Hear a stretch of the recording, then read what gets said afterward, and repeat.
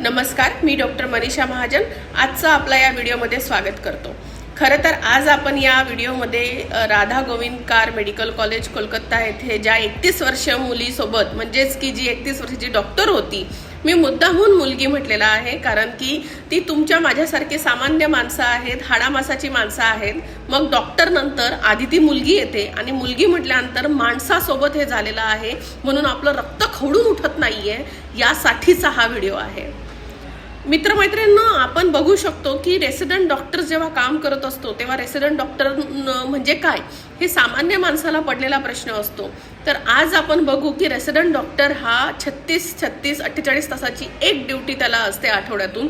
आणि असं होतं की काही विभाग जसं की मेडिसिन असेल, गायनॅक असेल, स्त्रीरोग तज्ज्ञ असेल, लहान मुलांचे डॉक्टर्स असतील, अशा सगळ्या डॉक्टरांना 24 तास काम करावं लागतं। त्यावेळेस त्यांना आंघोळीसाठी वेळ मिळत नाही, जेवणासाठी वेळ